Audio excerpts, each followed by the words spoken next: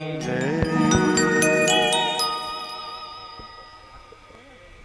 करें। बोल गुरुदेव भगवान की जय हो। गुरु जी के चरणों में एक छोटी सी भेंट समर्पित है। विनती सुनो गुरुदेव, हमें सत्संग की जरूरत है। विनती सुनो गुरुदेव, हमें सत्संग की जरूरत है। विनती सुनो गुरुदेव, हमें सत्संग की जरूरत है। विनती सुनो गुरुदेव, हमें सत्संग की जरूरत है।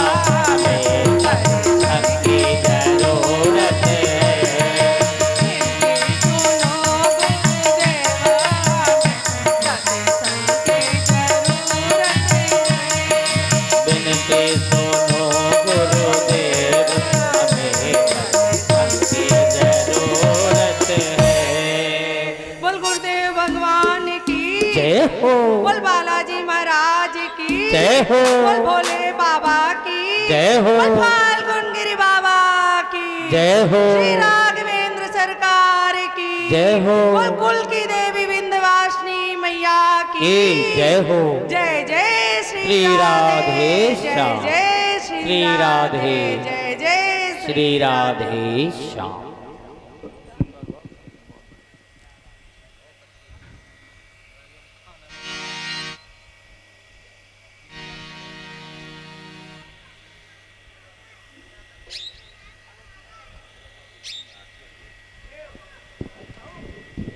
श्री राधे श्री राधे।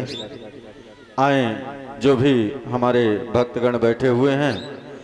चंद्रमा मनसो जात चक्षो सूर्यो अजायत श्रोत्राद्वाश्च प्राणश्च मुखा दग्निराजायत। श्री भागवत भगवान के है आरती, पापियों को पाप से है तारती। भागवत भगवान की है आरती, पापियों को पाप से है तारती। रे भागवत भगवान की है आरती, पापियों को पाप से है तारती। भागवत भगवान की है आरती, पापियों को पाप से है आरती। यह अमर ग्रंथ, यह मोक्ष पंथ, यह पंचम वेद निरा नव ज्योति जगाने वाला, ये अमर मुक्ति पंथ ये पंचम वेद निराला, नव ज्योति जगाने वाला। हरि नाम यही हरि ध्यान यही, हरि नाम यही हरि ध्यान यही, जग के मंगल की आरती, पापियों को आपसे है तारती। भागवत भगवान की है आरती, पापियों को पाप से है तारती। श्री हरि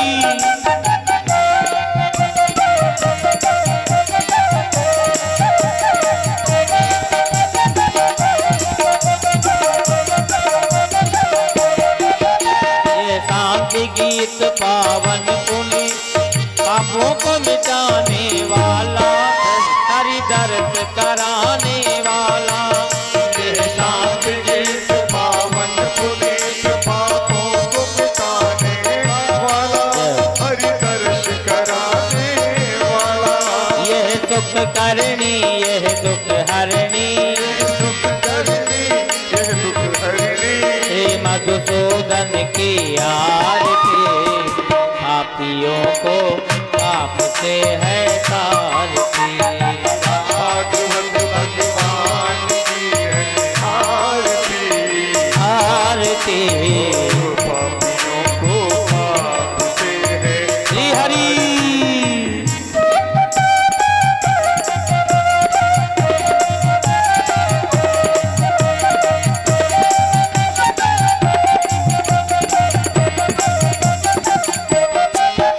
ये मधुर बोल जग पंथ गोल, जनमार्ग बताने वाला, बिगड़ी को बनाने वाला। ये मधुर बोल जग पंथ खोल, सन्मार्ग बताने वाला, बिगड़ी को बनाने वाला। श्री राम यही घन श्याम यही, श्री राम यही घनश्याम यही, जग के महिमा की आरती, पापियों को आपसे है तारती। भागवत भगवान की है आरती, पापियों को पाप से है आरती। कर्पूर गौरम करुणावतारम, संसारसारम भुजगेन्द्रहारम, सदा वसन्तं हृदयारविन्दे, भवं भवानी सहितं नमामि। त्वमेव माता पिता त्वमेव, त्वमेव बन्धो सखा त्वमेव, त्वमेव विद्या द्रविणं त्वमेव, त्वमेव सर्वं मम देव देव, त्वमेव सर्वं मम देव देव, त्वमेव सर्वं मम देव देव। ओम भूर्भुवस्वः मुकुन्दमाधव चरणकमलेभ्यो नमः। आरार्तिक्यं प्रदस्यामि। बोलिए भागवत भगवान के, जय हो। चित्रकूट धाम के, जय हो। वेद व्यास जी महाराज के, जय हो। सुखदेव भगवान के, जय हो। परीक्षित जी महाराज के, जय हो। यमुना महारानी के, फाल्गुन गिरिदेव बाबा भगवान के। सभी लोग अपने अपने स्थान से बैठ जाएं और दिव्य महाराज श्री के मुखारविंद से कथा श्रवण करें। जय श्री राधे, जय श्री कृष्ण। श्री पुराण पुरुषोत्तमाय नमः। ध्येयं सदा परिभवग्नमभीष्टदोहम्, तीर्थास्पदं शिवगिरिञ्चिनुतं शरण्यम्, भृत्यार्पिहं प्रणतपालभवाब्धिपोतं, वन्दे महापुरुष ते चरणारविन्दम्। कृष्णाय वासुदेवाय हरये परमात्मने प्रणतक्लेशनाशाय गोविन्दाय नमो नमः। रामाय रामभद्राय रामचंद्राय वेधसे रघुनाथाय नाथाय सीतायाः पतये नमः। गुरुर्ब्रह्मा गुरुर्विष्णु गुरुर्देवो महेश्वर गुरुः साक्षात् परब्रह्मा तस्मै श्री गुरुवे नमः। अतुलित बलधामं स्वर्णशैलाभदेहं तनुजवन कृशानुं ज्ञानिनामाग्रगण्यं सकल गुण निधानं वानराणामधीशं रघुपति प्रिय भक्तं वातजातं नमामि। सुवर्णकूटं रजताभिकूटं माणिक्यकूटं मणिरत्नकूटं अनेककूटं बहुवर्णकूटं श्रीचित्रकूटं शरणं प्रपद्ये। जय जय श्री राधारमण जय जय नवल किशोर जय गोपी चित चोर प्रभु जय जय माखन चोर। माता मेरी राधिका पिता मेरो घनश्याम इन दोनों के चरण में मेरो बारंबार प्रणाम। सब द्वारन को छोड़कर आयो तेरे द्वार हे वृषभानु की लाडली निक मेरी ओर निहार। बोल सद्गुरुदेव भगवान की जय हो। पवन सुत हनुमान जी महाराज की जय हो। राघवेंद्र सरकार की जय हो। चित्रकूट धाम की जय हो। कामतगिरी सरकार की जय हो। मंदाकिनी मैया की जय हो। यमुना मैया की जय हो। जय जय श्री राधे जय जय श्री राधे जय जय श्री राधे। परम मंगलमय तेनेयम वांगमयी मूर्ति प्रत्यक्षा वर्तते हरे। श्रीमद्भागवत सप्ताह ज्ञान यज्ञ ज्ञानिनो ज्ञान यज्ञ निजंति व्यान विग्रह आह्लादनी शक्ति लाडली प्रिया राधिका जो अनंत बलवंशी हनुमान जी महाराज के दिव्य पावन भाव में उपस्थिति में माँ यमुना की पावन गोद में बैठ कर के सभी भक्त वृंदों के संग मुख्य यजमान के रूप में श्रद्धेय सुभाष जी सपत्नीक श्रद्धेया मधु जी, आइए भगवान नाम गाएं और मन को पावन करें, फिर पावन की कथा सुने। बोलो वृंदावन बिहारी लाल की जय हो। हाँ हरे राम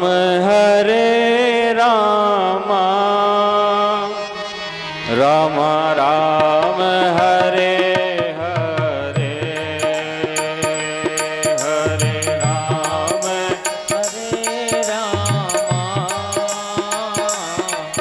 राम राम हरे हरे हरे कृष्ण कृष्ण कृष्ण हरे हरे हरे कृष्ण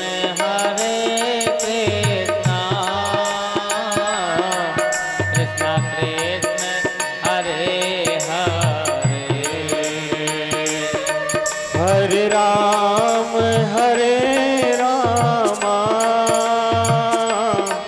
राम राम हरे हरे हरे राम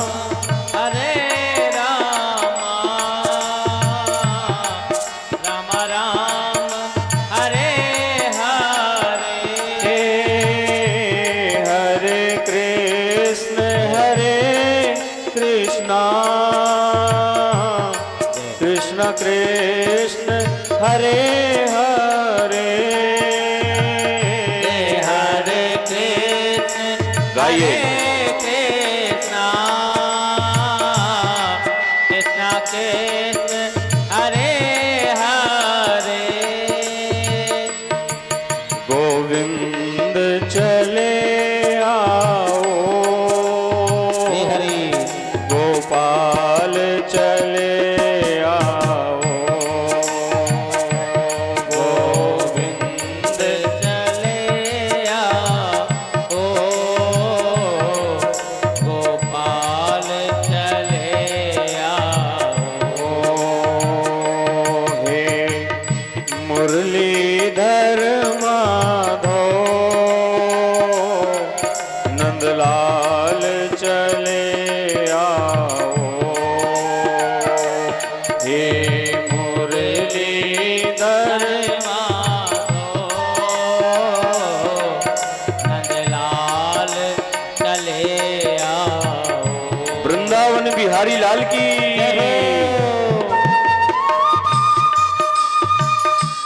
तालियों की सेवा करते हुए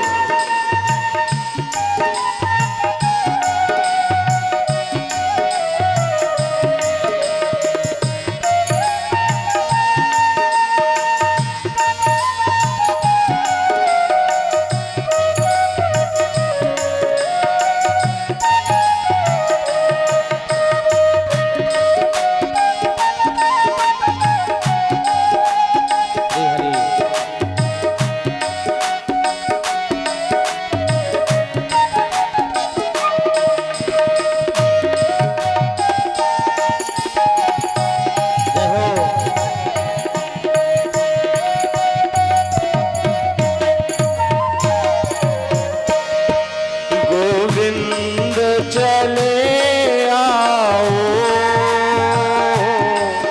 गोपाल चले आओ गोविंद चले आओ गोपाल चले आओ गोविंद चले आओ गोपाल चले आओ गोविंद चले आओ गोपाल चले आओ हे मुरलीधर माधो नंदलाल चले आओ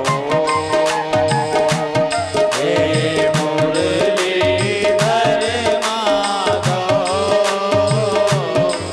नंदलाल चले आओ बोलो वृंदावन बिहारी लाल की जय हो सच्चिदानंद रूपाय विश्वोत्पत्त्यादिहेतवे तापत्रय विनाशाय श्रीकृष्णाय वयं नुमः। भगवान सच्चिदानंद सरकार की पावन कथा में आज हम तृतीय दिवस में प्रवेश कर रहे हैं।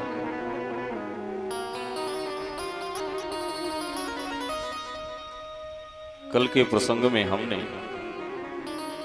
भागवत जी के अवतरण की कथा सुनी कि गोलोक धाम से भागवत जी हम सब जन जन तक कैसे पहुंची। कथा क्रम को आगे बढ़ाने के लिए वेद व्यास जी ने यहाँ महाभारत की चर्चा करी है। यदा मृधे कौरव सृंजयानाम वीरे स्वथो वीर गतिम गतेषु ब्रकोदरा विद्ध गदा विमर्शा भग्नोरुदंडे धृतराष्ट्रपुत्रे। महाभारत का विशाल युद्ध हम सभी परिचित हैं।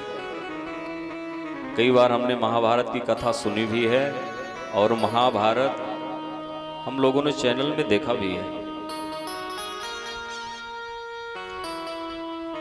धर्म और अधर्म का युद्ध।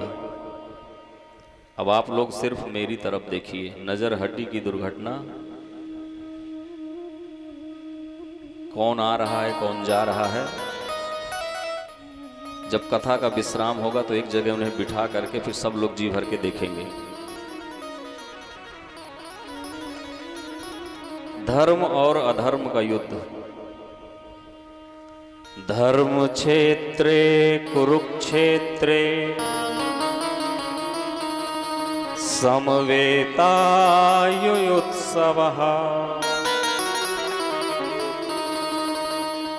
गीता का प्रथम श्लोक, प्रथम अध्याय का। अच्छा देखिए, हमारे शरीर में भी धर्म और अधर्म का युद्ध कंटिन्यू चलता रहता है। कभी ये मन बड़ा पावन हो जाता है कि हम धर्म के अनुकूल चलें और अपनी परंपरा में चलें, लेकिन दूसरा तरफ जो अधर्म का भाग है वो कहता है नहीं नहीं, अधर्म में ज्यादा आनंद है। इन दोनों का युद्ध चलता रहता है। कभी हमारे द्वारा धर्म, सत्कर्म, पूजा पाठ, सत्संग, सेवा, और वही कभी जब हमारे शरीर में अधर्म हावी होता है तो हम भूल जाते हैं कि हम मानव हैं। राक्षसी परंपरा से हम जीवन जीते हैं। ये जो हमारा शरीर है, गीता में भगवान ने इस शरीर को खेत कहा है। खेत, आप सभी ग्रामीण अंचल से जुड़े हैं, खेत की महिमा पता ही होगी। खेत में जब बीज डाला जाता है, आज ही हमने बीज डाला है तो जरूरी नहीं कि वो थोड़ी देर बाद तुरंत ही वह अंकुरित हो जाए। वो कब अंकुरित होगा? जब मौसम की अनुकूलता देखेगा तब। उसी प्रकार से ये जो हमारा शरीर है, इस शरीर रूपी खेत में धर्म और अधर्म यानी पाप और पुण्य के हम बीज डालते चले जा रहे हैं। इदं शरीरं कौन्तेय क्षेत्रमित्यभिधीयते।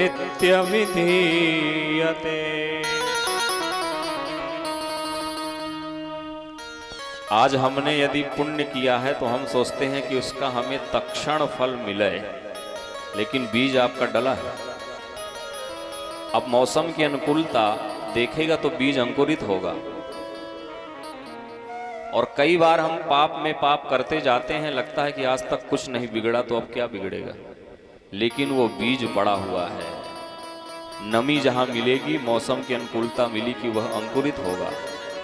कई बार आज का डाला हुआ बीज कह दीजिए 40 साल बाद अंकुरित हो जाए।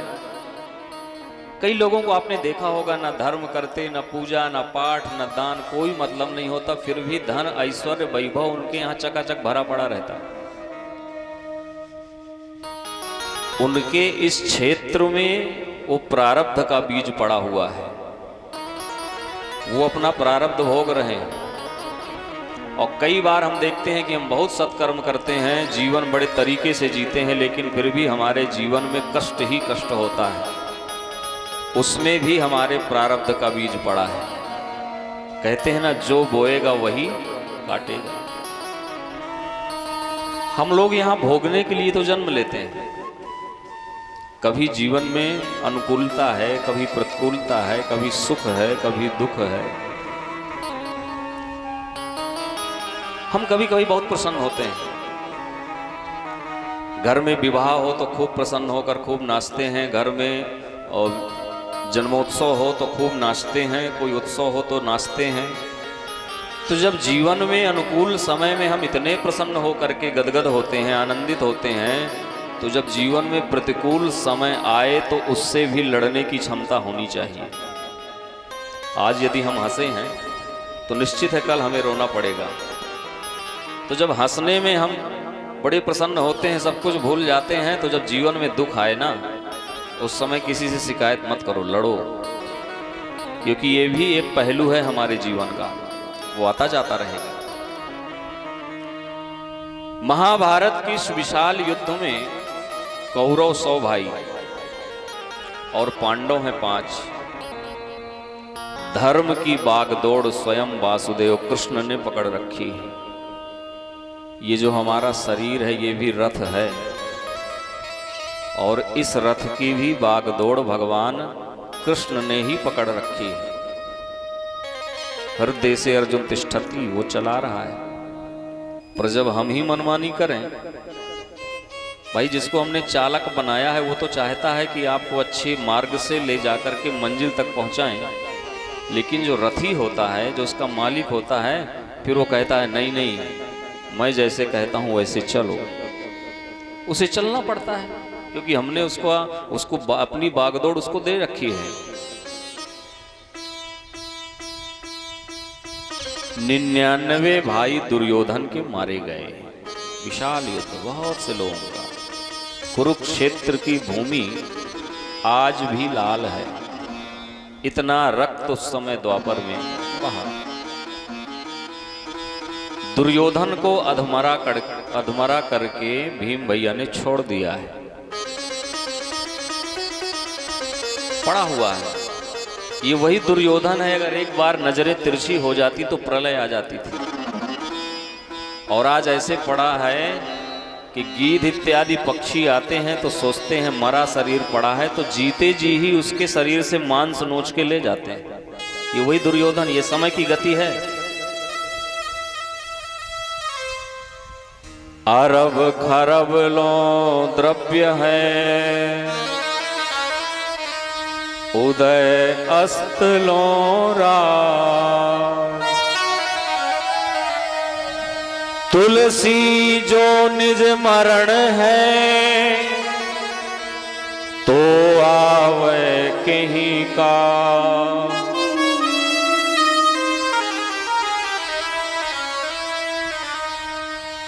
हम लोग अपने जीवन में प्रयास ये करते हैं कि क्यों ना 7 पीढ़ियों के लिए धन इकट्ठा करके रख जाएं। इसीलिए हम दुखी हैं, क्योंकि हमें वर्तमान जीने के लिए परमात्मा ने बहुत दे दिया है। हम जो जी रहे हैं उसमें भगवान ने हमें सब कुछ दे रखा है, पर हम दुखी क्यों हैं? बोले कम से कम व्यवस्था बना देता 6-7 पीढ़ियों की, तो उस फ्यूचर को देखते हुए हम दुखी हैं, और वर्तमान को भी हम इसी सोच में नष्ट कर देते हैं। हमें लगता है कि हमारे मरने के बाद हमारे लोगों का क्या होगा। लगता है ना, हम मर जाएंगे तो हमारे बच्चों का पालन कैसे होगा, उनकी पढ़ाई कैसे होगी, उनका मकान नहीं बना है, उनके पास व्यवस्थाएं नहीं हैं। तो क्या जीव को यह लगता है कि ये सब मैं कर रहा हूं? नहीं, आप माध्यम हो, वो करा रहा है। ये आपका पुरुषार्थ नहीं है। और जहां ये हो गया कि मैं कर रहा हूं, तो भगवान भी छोड़ देता है कि तू कर रहा है तो कर। शरीरा माध्यम खलु धर्म साधनम। ये शरीर है, माध्यम है। अरे हम जिसके माता पिता छोड़ करके बच्चों को मर गए, तो क्या उनका जीवन रुका? वो भी तो यही सोचते रहे कि हम मर जाएंगे तो बच्चों का क्या होगा। पर जो वास्तविक माता पिता है ना, वो सारी व्यवस्था देख रहे हैं। तो मैं कर रहा हूं, ये बंधन में डालता है, और सब कुछ परमात्मा कर रहा है। आज दुर्योधन पड़ा हुआ है। तो देखिए महाभारत के इस विशाल युद्ध में 3 महान योद्धा कौरव पक्ष से अभी और जीवित हैं। कृतवर्मा, कृपाचार्य और अश्वस्थामा। भीष्म पितामह तो सर पड़े, उनका जीना मरना बराबर है। तो ये तीनों चुपके से रात्रि में गए दुर्योधन से मिलने।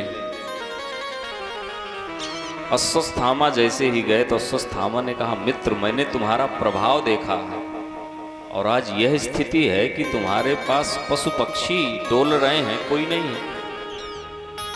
मित्र तुमने पूरे युद्ध में मुझे कभी सेनापति नहीं बनाया और आप लोग जानते हैं कितना भारी युद्ध हुआ है। यह बार बार कहता रहा है अश्वस्थामा, लेकिन किन्हीं न किन्हीं कारणों से इसे सेनापति नियुक्त नहीं किया गया। अगर तुमने हमें सेनापति बनाया होता तो दुर्योधन आज जो तुम्हारी यह स्थिति है वो नहीं होती। दुर्योधन ने कहा, मित्र बस इतनी बात है, मेरे दुख का कारण यह नहीं है कि हम 99 भाई हमारे मारे गए, मैं भी मरने वाला हूं। दुख मुझे एक ही सता रहा है कि हम 100 थे और हम 100 मर गए, मैं भी मरने वाला, और वो 5 हैं और 5 जीवित हैं। अगर तुम मेरे लिए कुछ अच्छा करना चाहते हो तो मेरे मरने से पहले कम से कम एक को मार के ले आओ, तो हमें भी लगे कि चलो हम 100 मरे तो हमने भी एक को मारा है। और रही सेनापति बनाने की बात, तो दुर्योधन के शरीर से रक्त बह रहा था, खून। उस रक्त को लेकर के दुर्योधन ने अश्वस्थामा के मस्तक पर तिलक कर दिया। अब यहां बड़ी सोचने की बात है। अश्वस्थामा है ब्राह्मण और दुर्योधन है क्षत्रिय, और साधारण क्षत्रिय नहीं है, आतंकवादी क्षत्रिय है। पूरे भारतवर्ष के राजाओं का विनाश करा दिया, कितने लोगों की मृत्यु करा दी अपने स्वार्थ के कारण। नहीं, पांडव तो बेचारे कह रहे थे कि हमें कुछ नहीं चाहिए, बस शांति बनी रहे, हमें कोई एक आध गांव दे दो, हम जी लेंगे। इतना संतोष इनके जीवन में। लेकिन इस आतंकवादी ने पूरे भारत भूमि को लाल रंग से रंग दिया। अब दुर्योधन जैसे आतंकवादी क्षत्रिय के रक्त से ब्राह्मण के मस्तक पर तिलक किया गया है। अब आप समझिए कि ब्राह्मण की बुद्धि सही होगी। भाई तिलक चंदन इसलिए लगाया जाता है कि बुद्धि शीतल रहे, मले आगे चंदन बड़ा शीतल होता है, बुद्धि सही रहती है। केसर मिश्रित, कुमकुम, रोली, हल्दी, दही हल्दी, ये सब तिलक लगाने से बुद्धि सही होती है, क्योंकि ये पूरे शरीर का संचालन यहीं से है, ब्रह्मांड। अगर ये सही है तो सब कुछ सही है, और यही बिगड़ा है, यहीं से पूरा संचालन है, तो अपने आप शरीर बिगड़ रहा है। अश्वस्थामा की बुद्धि बिगड़ गई। महाराज, अश्वस्थामा ने कहा, तो यदि मैं एक को मार के ले आऊं फिर मुझे क्या मिलेगा? दुर्योधन ने कहा, यदि तुम युद्ध जीत के आए और मैं जीवित रहा तो अपना आधा राज्य मैं तुम्हें दे दूंगा, और तुम युद्ध जीत के आए और मैं कहीं मर गया तो मेरा पूरा राज्य तुम्हारा, ये लो। अश्वस्थामा जाता है यहाँ से और विचार करने लग जाता है, कितना भारी महाभारत युद्ध, हम पांडवों का कोई कुछ नहीं कर पाया, मैं अकेले क्या करूंगा। तो जहां बैठ के विचार कर रहा था, उस एक वृक्ष के नीचे, उस वृक्ष में बहुत से कौवे बैठे थे। इसने देखा कि एक उल्लू आया और बैठे हुए सभी कौवों को एक साथ मार दिया। इसने उल्लू को अपना गुरु बना लिया कि सोते हुए कौवों को इसने मारा है तो मैं भी सोते हुए पांडवों पर ही विजय प्राप्त कर सकता हूं। बस भाई, हम जब बचपन में सब पढ़ने जाते थे तो जो बड़ा मंद बुद्धि विद्यार्थी होता था, गुरुजी कहते थे बड़ा उल्लू है क्या, मतलब सबसे मूर्ख और गधे को उल्लू की संज्ञा यहाँ दी जाती है। और इसने गुरु किसे बनाया है? बोले उल्लू को। अच्छा, उल्लू और कौवे का जो बैर है ये भी बड़ा प्राचीन है। आज भी रात्रि में कौवों को उल्लू पा जाता है तो ढूंढ ढूंढ के मारता है, क्योंकि रात्रि में कौवों को दिखाई नहीं देता और दिन में उल्लू को दिखाई नहीं देता। एक बार क्या हुआ था, पक्षियों में सभा हुई, सभी पक्षियों ने कहा हमारा जो राजा है इतने बड़े आदमी का वाहन है, हमारे लिए कोई सुनता नहीं है। पक्षियों के राजा गरुड़, भगवान नारायण सवारी करते हैं। बोले अब की बार पुनः चुनाव कराया जाए और राजा बदल दिया जाए। तो सबने कहा अब की बार टिकट किसे दी जाए। बोले अभी तक नारायण के वाहन को राजा बनाया था, एक बार लक्ष्मी के वाहन को अवसर दिया जाए। अब जिसने कभी वार्ड मेंबर बनने के सपने न देखे हों उसे डायरेक्टली ही विधायकी की टिकट मिल जाए, पागल नहीं हो जाएगा। उल्लू के पास जब सूचना आई भैया निर्विरोध आप विधायक चुने जा रहे हैं, बड़ा प्रसन्न हुआ। सारी व्यवस्थाएं भी हो गई, कोई विपक्ष में नहीं है। सारी व्यवस्था, औदुंबर पीठ, तीर्थों का जल, औषधियां, आचार्य। अच्छा, उस सभा में जिस दिन राजगद्दी से मिलना था सबको बुलाया, केवल कौवे को छोड़कर। बोले कौवा चांडाल पक्षी है, देखना भी बड़ी बुरी बात होती है, तो कौवे को नहीं बुलाया। लेकिन फिर भी कौवा अपनी सेना लेके पहुंच गया। सबने कहा जब नहीं बुलाए गए हो तो आए क्यों हो।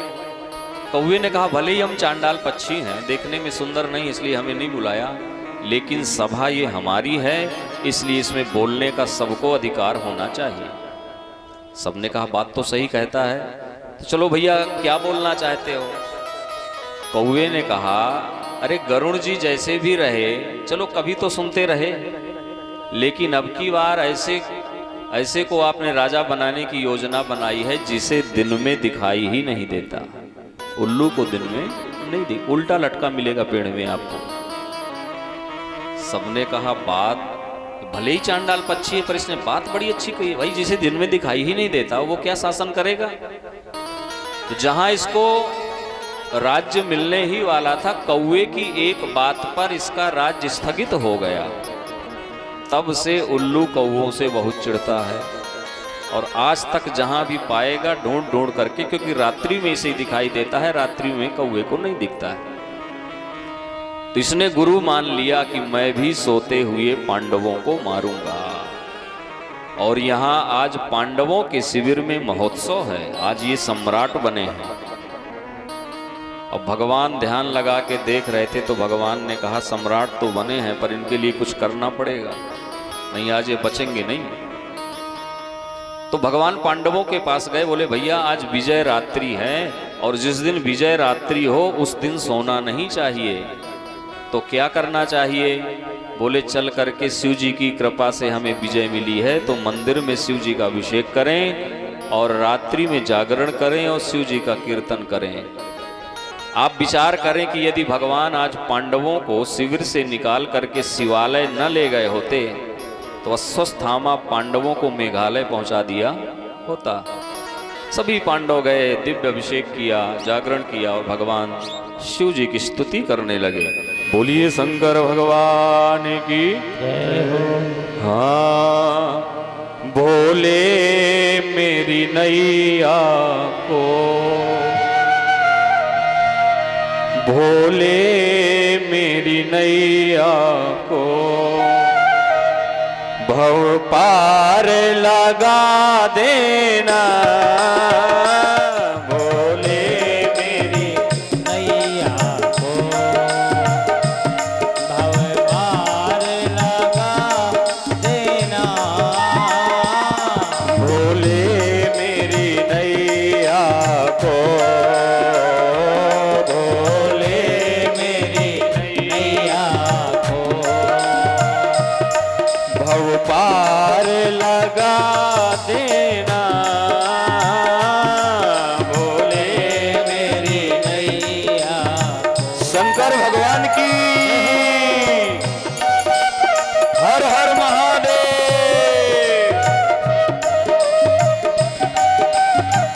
तालियों की सेवा करते हुए जय हो।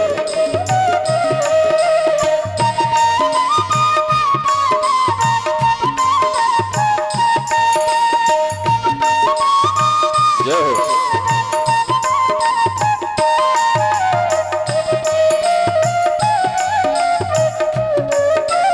श्री हरि।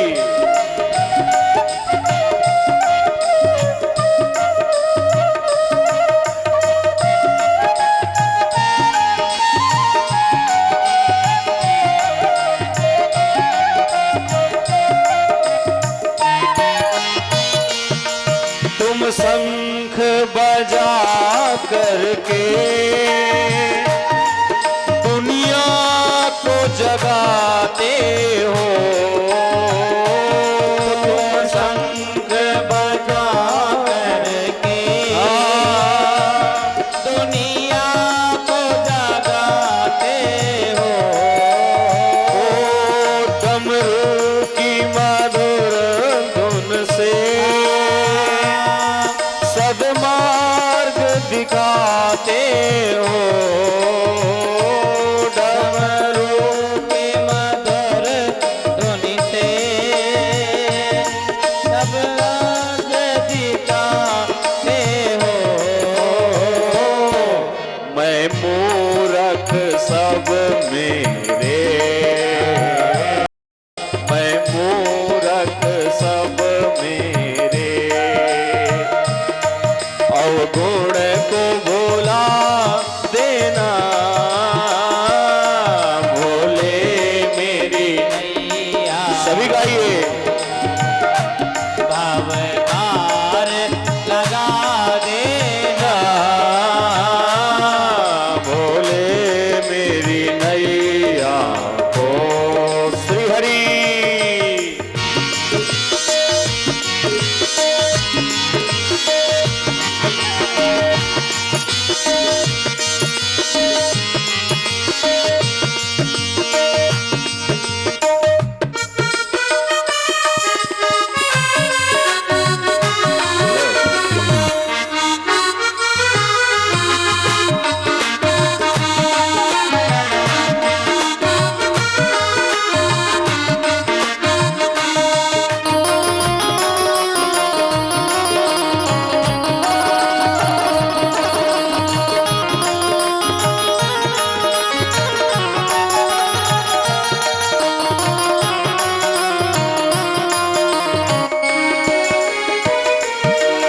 हर ओर अंधेरा है,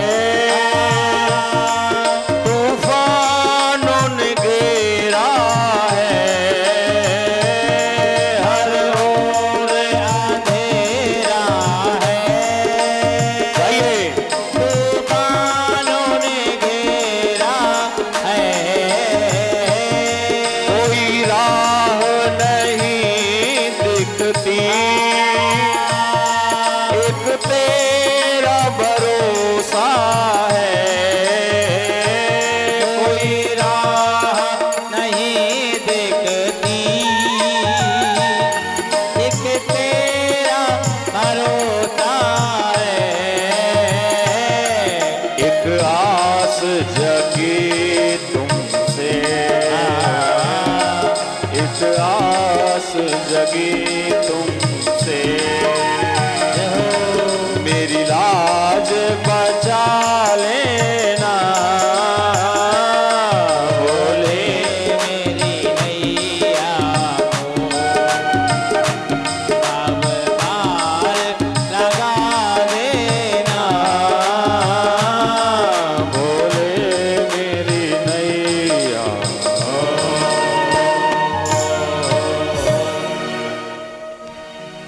आज पांडव गए, आज ही साउंडोवा एक तरफ से बोल रहा है। कहा हो बोल वृंदावन बिहारी लाल की जय हो। दिव्य पावन अभिषेक किया और जागरण किया, भगवान शिव जी की स्तुति की। इधर अश्वस्थामा आया।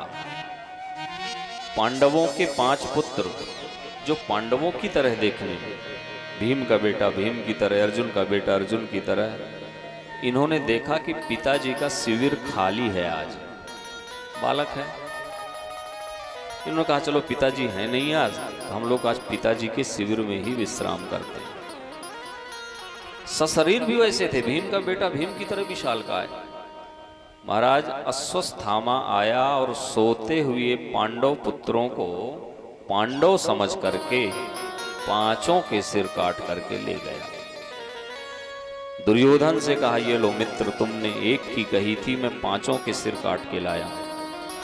अब तो दुर्योधन बड़ा प्रसन्न हुआ, इतने भारी युद्ध में हम पांडवों का कुछ नहीं कर पाए, भाई अकेले ही पांचों के सिर? अरे भीम ने मेरे 99 भाइयों को मारा है, इसका सिर लाओ। जीते जी कुछ नहीं कर पाया, मरने के बाद ही मसल डालो। जैसे ही भीम के पुत्र का सिर दिया है, दुर्योधन ने हाथ में लेके जैसे ही दबाया तो फट गया। दुर्योधन रोने लगा। मित्र स्वस्थामा, तुम्हें क्या लगता है कि तुम पांडवों को मार के लाए हो? अरे जिस भीम को मैं अपनी अमोघ गदा का प्रहार करता था तो मेरे गदा के चीथड़े उड़ जाते थे, उसके सिर को मैंने सहसा दबाया, फट गया। ये भीम नहीं हो सकता है। प्रकाश में जब लेके देखा तो दुर्योधन ने कहा, मित्र तुमने क्या किया? अबोध बालकों का सिर काट के ले आए, इनसे हमारा कोई द्वेष नहीं था। अरे हमारा कुल खानदान तो डूब ही रहा है, लेकिन कम से कम एक आशा थी कि पांडव के 5 पुत्र हैं तो चलो हमारी कुल परंपरा को आगे तो बढ़ाएंगे। अरे तुमने तो हमारे कुल का दीपक ही सब बुझा दिया। अच्छा देखिए, दुर्योधन को एक वरदान प्राप्त था कि ये मरेगा कब? जब इसके जीवन में सुख और दुख एक साथ आएंगे तभी ये मरेगा। तो पहले तो बहुत प्रसन्न हुआ कि 5 के सिर काट के लाया, और जब इसे ये मालूम हुआ कि ये पांडव नहीं पांडव पुत्र हैं तो इतना दुखी हुआ। सुख और दुख की संधि हुई और दुर्योधन के प्राणांत हो गए। बोल भक्त वत्सल भगवान की जय हो। अश्वस्थामा ने विचार किया कि यदि पांडव जीवित हैं तो अब ये मुझे नहीं छोड़ेंगे। रात्रि रहते ही मैं जितना भाग सकता हूं भाग लूं, क्योंकि सुबह होने के बाद ये मुझे कहीं भी ढूंढ लेंगे। रथ में सवार होकर के ये भगा है। इधर प्रातः जब पांडव शिविर में आए और वहां की दशा देखी कि 5-5 अबोध बालकों के सिर नहीं है, द्रौपदी तो बड़ी चिक्कार करके रोने लग गई। भीम भैया ने कहा, जिसने हमारे 5 अबोध बालकों को मारा है उसे मृत्यु दंड के अलावा कोई साधन नहीं है। अर्जुन ने कहा, देवी चिंता मत करो, भगवान कृष्ण को सारथी बनाया है और रथ लेकर के अश्वस्थामा के पीछे गए। अश्वस्थामा ने देखा कि अर्जुन आ रहे हैं तो ये अब नहीं छोड़ेगा, तो अपनी रक्षा के लिए अश्वस्थामा ने ब्रह्मास्त्र का आज दुरुपयोग किया। ब्रह्मास्त्र जब ब्रह्मा जी देते हैं तो वो कहते हैं इस अस्त्र का प्रयोग सिर्फ जन कल्याण के लिए किया जाए, जब कोई साधन ना बचे तब इसका प्रयोग किया जाए। आज इसने अपने स्वार्थ के लिए ब्रह्मास्त्र का प्रयोग किया। अर्जुन तो भगवान के चरणों में गिर गए, सरकार अब क्या करूं, इससे तो बचने का कोई साधन ही नहीं। भगवान ने कहा, ब्रह्मास्त्र से बचने का एक ही साधन है, स्वयं ब्रह्मास्त्र, तुम भी चलाओ।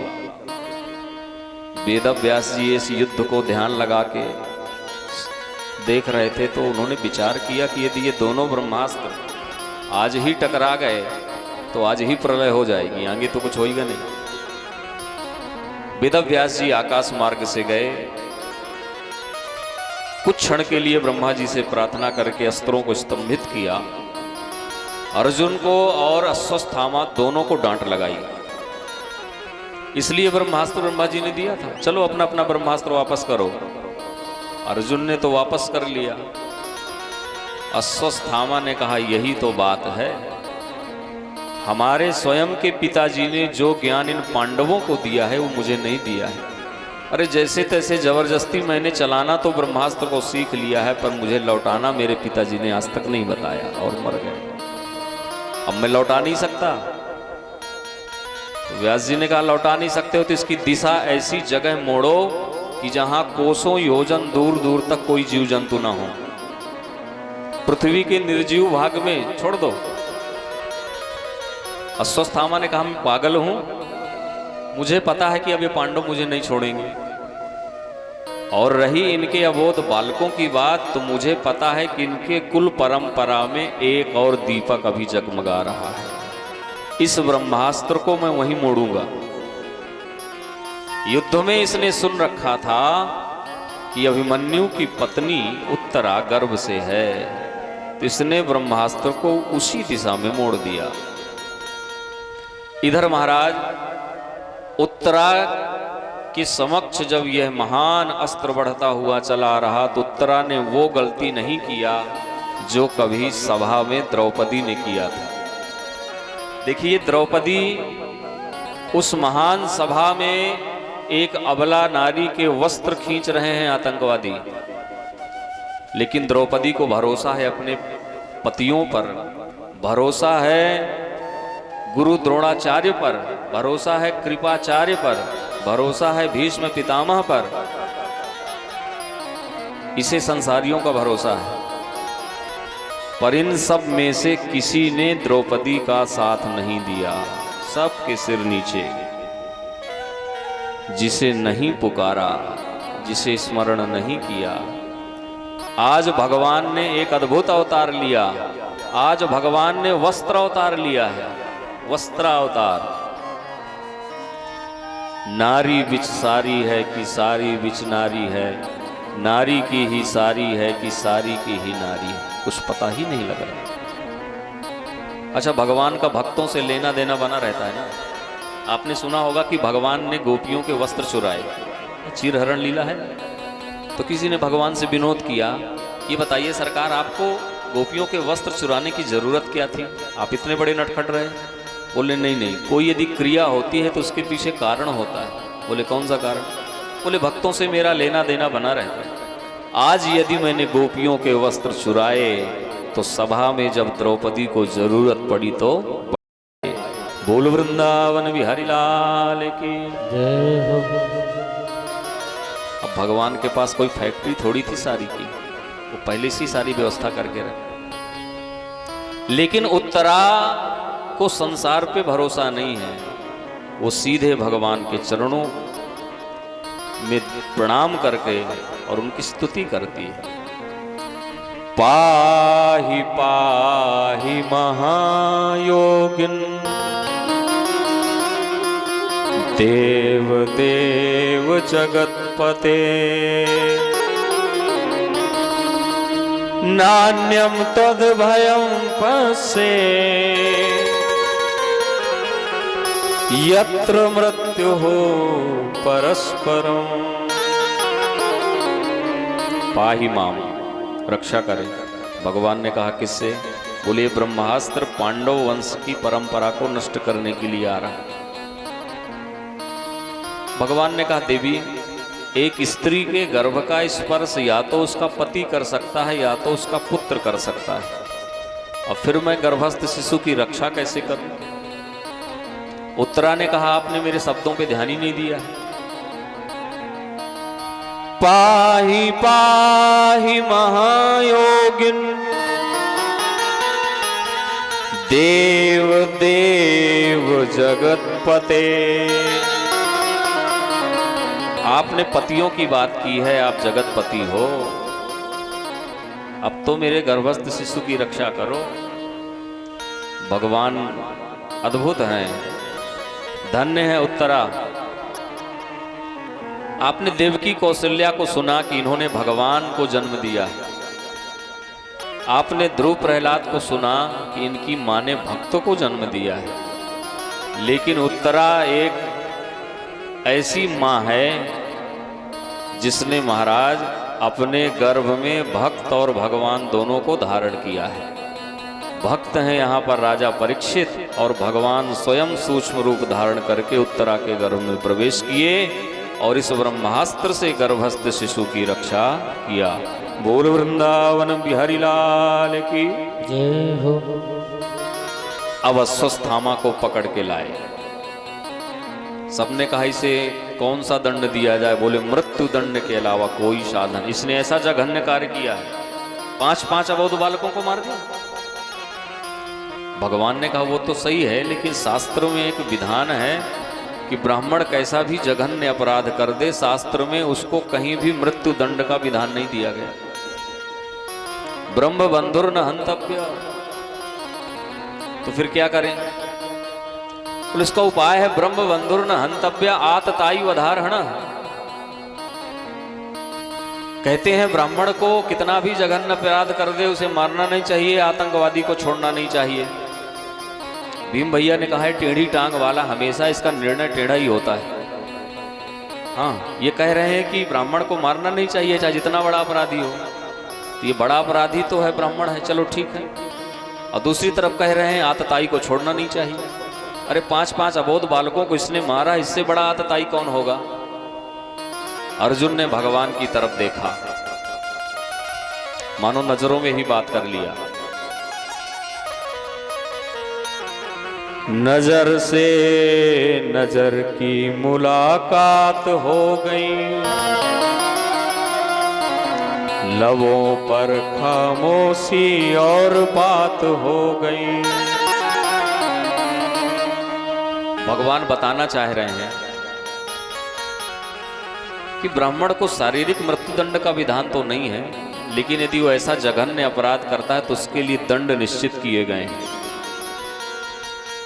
बोले वपनम द्रविणा दानम स्थानान निर्यापणम तथा ऐसे ही ब्रह्म बंधु नाम वधो नान्योस्त दैहिका। ब्राह्मण ऐसा जघन्य अपराध कर दे तो उसके सिर के बाल निकलवा दो, उसे स्थान से निकाल दो, गांव से निकाल दो, शहर से निकाल दो, अपमानित कर दो। देखिए, जो सम्माननीय व्यक्ति होता है, जिसका संसार में बड़ा सम्मान हो, यदि उसका अपमान हो जाए तो मृत्यु से बड़ा दंड है उसके लिए। क्योंकि मरने वाले को तो आप एक ही बार में मार देंगे, वो मर जाएगा। पर यदि सम्माननीय व्यक्ति का आप अपमान कर दें तो जितनी बार उस अपमान का वो स्मरण करेगा उतनी बार मरेगा। अर्जुन गए हैं, अश्वत्थामा के सिर के केस निकाले। अश्वत्थामा को जन्म से ही एक मणि प्राप्त थी, जिसके कारण से न उसे भूख लगती, न प्यास लगती, न कभी बूढ़ा होता। उस मणि को निकाला, असह्य पीड़ा, रक्त बहने लगा। मणि को निकालकर युधिष्ठिर को दिया और सभा से अपमानित करके अश्वत्थामा को छोड़ दिया। अश्वत्थामा आज भी जीवित है, पर वो घुट घुट करके जी रहा है। ऐसा जीना भी क्या भाई, चिरंजीवी में है। अश्वत्थामा बलिर्व्यासो हनुमानाश्च विभीषणः कृपा परशुरामश्च सप्तैता चिरजीविनः। ये 7 लोग आज भी जीवित हैं और 8वें में हो गए मार्कंडेय मुनि।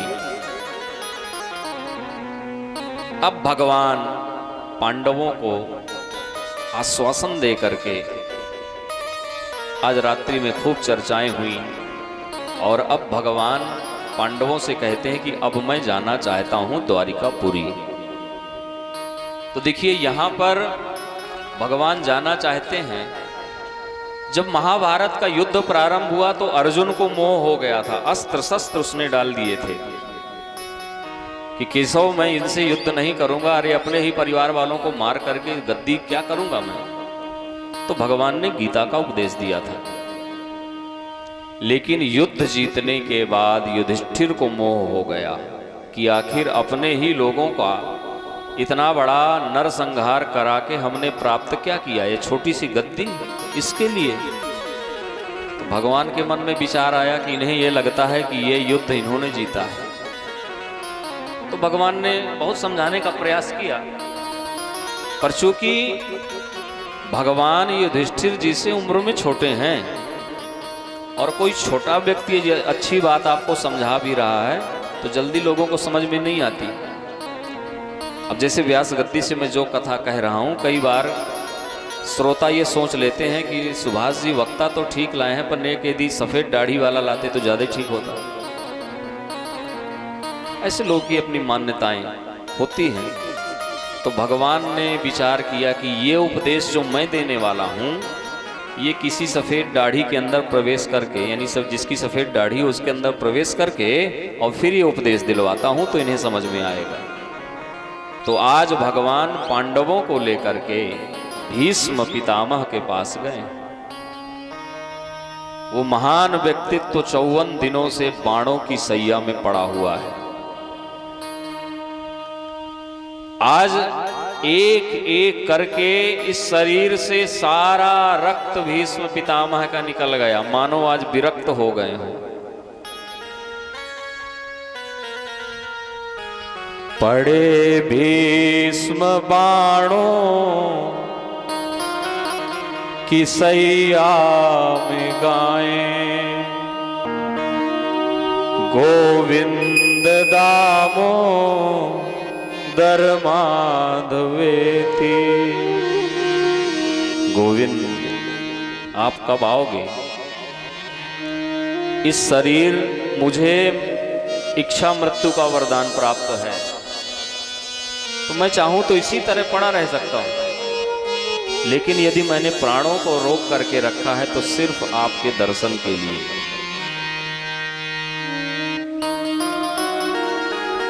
अब भगवान इतने कौतुकी हैं कि भगवान गए तो पांडवों को आगे कर दिया और भगवान पीछे हो गए। अर्जुन ने प्रणाम किया, पितामह प्रणाम। भीष्म पितामह ने आंखें खोली तो मानो किसी को जैसे खोज रहे हो। भीष्म पितामह ने कहा, अर्जुन ये बता, आपके सखा नहीं आए? तब तक भगवान निकल करके बाहर। पितामह प्रणाम। पितामह ने कहा, सरकार आप में सब बात अच्छी है पर यह बात हमें अच्छी नहीं लगी। बोले कौन सी? बोले आप हैं तो यहीं पर दिखाई नहीं दे रहे। इस शब्द को नोट किया जाए, आप हैं तो यहीं पर दिखाई नहीं दे रहे। वो है तो यहीं पर दिखाई नहीं दे रहा। भीष्म पितामह कोई बात अच्छी नहीं लगी। भाई जब हो तो दिखते क्यों नहीं हो? भगवान सामने आए और भगवान जैसे ही सामने आए, सदेव देवो भगवान प्रतीक्षता कलेवरम यावतिदं हिनोम्यहम्। सरकार, मेरी एक आपसे विनती है कि जब तक मैं शरीर को न छोड़ दूं तब तक आप यहीं ऐसे ही खड़े रहिए। भगवान ने कहा, बाबा को इच्छा मृत्यु का वरदान है और ये कह रहे हैं जब तक मैं शरीर न छोड़ दूं तब तक आप ऐसे ही यहीं खड़े रहिए। अरे बाबा के कब मरने की इच्छा हो, हम यहाँ ऐसे ही खड़े रहें, मतलब हमारे पास कोई भी काम धाम नहीं है। तो पहले तो जब भगवान आए थे तो मुस्कुरा रहे थे, लेकिन जब ये बात कही तो भगवान की मुस्कुराहट गायब हो गई कि अच्छी ड्यूटी लगाई बाबा। लेकिन पितामह कि भगवान क्या सोच रहे हैं। तो भीष्म पितामह ने कहा, सरकार आप खड़े तो रहिए पर आपके चेहरे की मुस्कुराहट नहीं जानी चाहिए। और आप यदि ये सोच रहे हो कि आपको सामने प्राप्त करके भी मैं इस शरीर को रखूंगा तो ये आप गलत सोच रहे हैं। प्रसन्न हासारुण लोचनोल्लसन मुखाम्बुजो ध्यान पथश्चतुर्भुजः। आप खड़े तो रहिए लेकिन प्रसन्नता से। अरे आप सामने हैं, जन्म जन्म मुनि यतन कराही और अंत राम कहियावत नाही। और आप सामने हैं और फिर भी मैं इस शरीर को रखूंगा। सरकार, आप जैसा कोई महापुरुष आए तो हमारे भारतवर्ष की परंपरा रही है कि पहले उसके चरणों को धोना चाहिए, हाथ जोड़ करके अभिवादन करना चाहिए। लेकिन मेरा इतना बड़ा दुर्भाग्य है कि आज आप सामने हैं और मैं जानता हूं कि आप कौन हैं।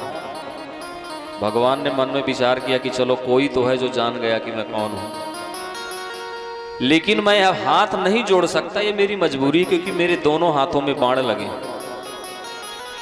चरण नहीं धो सकता हूं क्योंकि मेरे शरीर में सामर्थ्य नहीं है, लेकिन मैं अपने भाव पुष्प आपको अर्पित करता हूं कि मेरे आंख की जो पलक है वो आपको देख करके जब ऊपर से नीचे आए तो ये समझिएगा कि मैंने आपको प्रणाम किया है। और मेरे आंख से बहते हुए जो ये आंसू हैं, इन्हें समझिए कि मैं अपने भाव पुष्प और आंसुओं के द्वारा आपके चरणों का प्रक्षालन कर रहा हूं। भगवान गदगद हो गए। भगवान ने कहा, इन पांडवों को मैं आपके पास लेकर के इसलिए आया हूं, आप इन्हें अपने जीवन का अनुभव बताइए। आपने अपने जीवन कैसे जिया, कहां आपके जीवन में अव्यवस्था हुई, कहां परिवर्तन आया। क्योंकि मैं जानता हूं कि आपके जीवन का एक ही उद्देश्य था कि मैं हस्तिनापुर के सिंहासन को दृढ़ बनाऊंगा, और यही एक आपका संकल्प रहा और आपको अधर्म के पक्ष में खड़ा होना पड़ा। तो आप इन्हें अपने जीवन का अनुभव बताएं। तो आज भीष्म पितामह ने बड़ी अच्छी बातें कही। महाभारत में तो बड़ा विशाल वर्णन है, भीष्म पर्व अलग से ही है, भागवत जी में सूक्ष्म है। दान धर्मा राज धर्मा मोक्ष धर्मान विभाग सह स्त्री धर्मान भगवत धर्मान समासाप्यास योगतः। दान धर्म मानव का क्या है, राज धर्म क्या है, स्त्री धर्म क्या है, भगवत धर्म क्या, बड़े समास और व्यापक विधि से बताया। पांडवों से कहा आप लोग जीवन में हमेशा मेरी 3 बातें याद रखना। बोले क्या? हमारे भारतवर्ष में अतिथि को देवता कहा जाता है। यही एक ऐसी भूमि है कि अतिथि को भी हम देव स्वरूप मानते हैं, तो हमेशा अतिथि का सम्मान करना और हमेशा शरणागत की रक्षा करना। जो शरण में आ जाए फिर उसे मृत्युदंड नहीं देना, ये हमारे कुल की परंपरा रही। और जो तीसरी मैं बात बोलने जा रहा हूं, क्योंकि केशव ने कहा है कि आखिर वो कौन सा कारण था कि आपके जीवन में इतना भारी परिवर्तन आ गया, तो आंखों के सामने कभी पाप होते मत देखना, ये तीसरी बात। यदि सामर्थ्य है तो पाप को रोको, और सामर्थ्य न हो तो वहां से चले जाना। जीवन में कभी तमाशा नहीं देखना, क्योंकि पितामह जानते हैं कि मेरे द्वारा यही त्रुटि हुई है। अरे वो सभा में मैं चाहता एक बार कह देता तो किसी की औकात नहीं थी कि भारतीय नारी की मर्यादा पर उंगली उठा सके।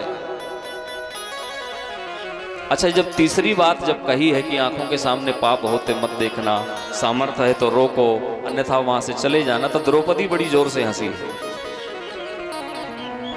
अब भीष्म पितामह जैसे महान पुरुष की सभा लगी हो और एक दिव्य वार्ता हो रही हो और वहां कोई स्त्री हंस दे, साधारण बात नहीं।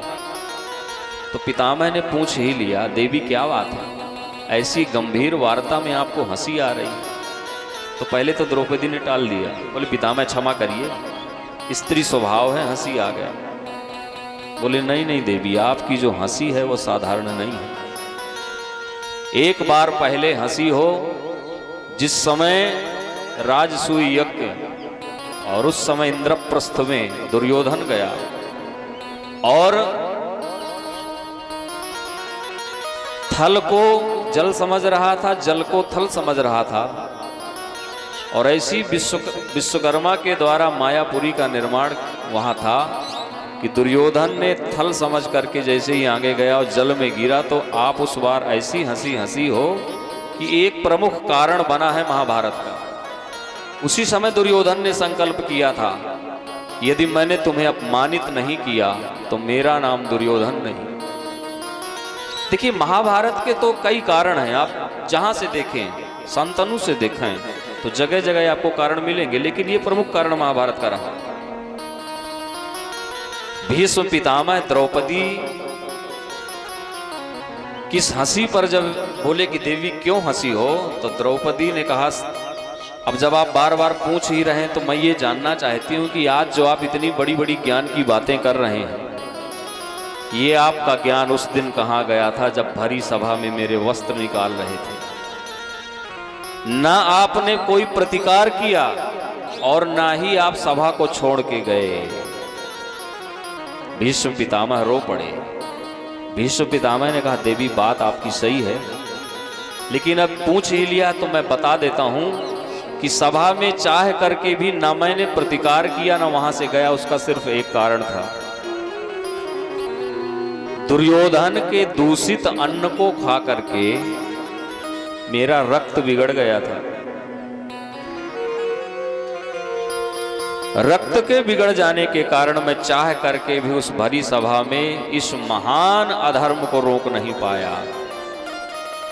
और आज जो मैं यह ज्ञान की बात कर रहा हूं उसका सिर्फ एक ही कारण है, वो यह है कि दुर्योधन के अन्न से बना हुआ इस शरीर में जितना रक्त था मैं 54 दिनों से बाणों की सैया में पड़ा हूं, एक एक करके वह पूरा निकल गया। अब मैं विरक्त हो गया हूं, इसलिए मैं ये ज्ञान की बातें बता रहा हूं। जीवन में हमेशा स्मरण रहे